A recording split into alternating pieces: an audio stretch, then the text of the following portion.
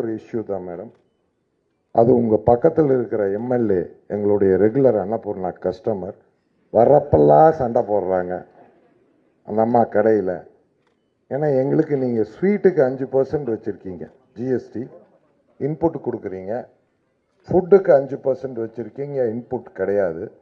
இந்த காரத்துக்கு 12% வச்சுருக்கீங்க.